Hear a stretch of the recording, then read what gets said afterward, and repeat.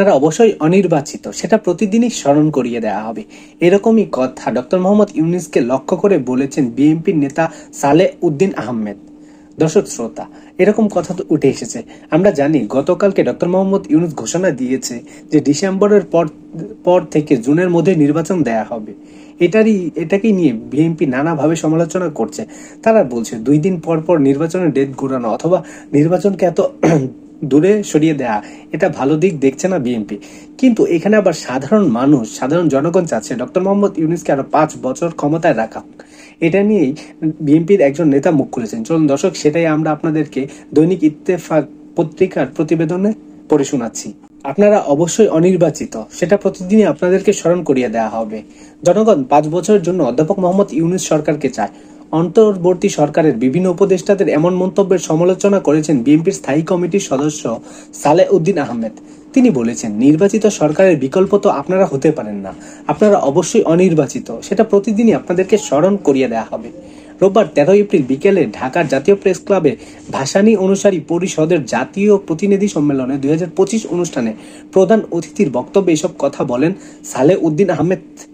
অন্তর্বর্তী সরকারের উদ্দেশ্যে বিএনপির এই নেতা বলেন, গণতন্ত্রের কথা বললে আপনারা গণতন্ত্রের উল্টো দিকে যাত্রা শুরু করে ধোঁয়াশায় ফেলে দিতে পারেন না। নির্বাচনের কথা বলে নির্বাচন নিয়ে ধোঁয়াশা সৃষ্টি করতেও আপনারা পারেন না। এটা কি গণতন্ত্রের জন্য শুভ? এটা কি গণ অভ্যুত্থানের প্রত্যাশা ছিল? এটা কি গণ অভ্যুত্থানের জন্য আকাঙ্ক্ষা ছিল?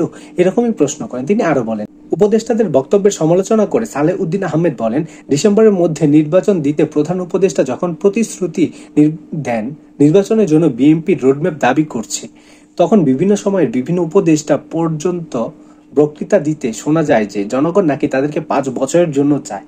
ইতিমধ্যে স্বরাষ্ট্র উপদেষ্টার পদত্যাগ চেয়ে আমরা বহু কমেন্ট দেখেছি। সেটা কি তারা দেখেন না? তারা শুধু দেখেন উপদেষ্টাদেরকে 5 বছর রাখা হোক, ডক্টর মোহাম্মদ ইউনূসকে রাখা হোক, এরকম প্রশ্ন বলেন। মৎস্য ও প্রাণী সম্পদ উপদেষ্টার একটি বক্তব্যের সমালোচনা করে বিএনপির স্থায়ী কমিটির এই সদস্য বলেন, কালকে আমাদের ফরিদা আপা একজন উপদেষ্টা, আমার সঙ্গে খুব ভালো তার সম্পর্ক, সেজন্য আমি তার সমালোচনা কম করতে চাই। বললেন, উনারা নাকি নির্বাচিত হয়েছেন। তবে কিভাবে ওনারা নির্বাচিত হয়েছেন? গণ অভ্যুত্থানের মাধ্যমে ওনাদের নির্বাচিত করেছে কি জনগণ? তাহলে দেশে নির্বাচন কমিশন আছে কেন? এরকম প্রশ্ন করলেন।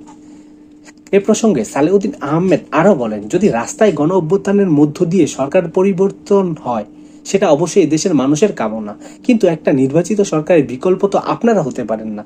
আপনারা অবশ্যই অনির্বাচিত, আপনাদেরকে অবশ্যই নির্বাচন করে সরকারের দায়িত্ব দেওয়া হয়নি, সেটা প্রতিদিনই আপনাকে আমরা মনে করিয়ে দিব। প্রধান উপদেষ্টাদের উদ্দেশ্যে বিএনপির স্থায়ী কমিটির এই সদস্য আরো বলেন, আপনি পৃথিবীর বিখ্যাত একজন সম্মানিত ব্যক্তি, আপনারা এইরকম শিফটিং নির্বাচন নিয়ে ডিসেম্বর থেকে জুন সম্পর্কিত বক্তব্য জাতীয় ও আন্তর্জাতিক সম্প্রদায় কি ভালোভাবে নেবেন? এ প্রসঙ্গে সালেহ উদ্দিন আহমেদ আরো বলেন, আমাদের সঙ্গে আপনারা বৈঠক করেছিলেন, কথা দিয়েছিলেন, আমাদের সর্বকর্মকাণ্ড পরিচালিত হচ্ছে ডিসেম্বরকে সামনে রেখে জাতীয় নির্বাচনের উদ্দেশ্যে।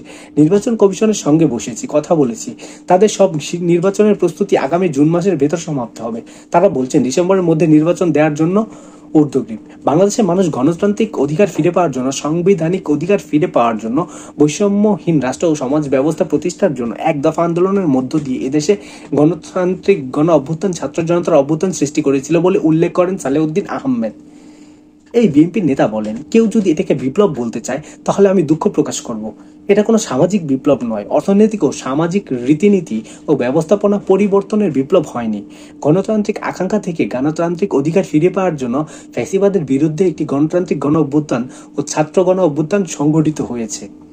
সে কারণে গণতান্ত্রিক অধিকার ফিরে পেতে যত তাড়াতাড়ি সম্ভব এদেশে ভোটাধিকার প্রতিষ্ঠা করতে চান বলে উল্লেখ করেছেন নেতা সালেহ উদ্দিন আহমেদ।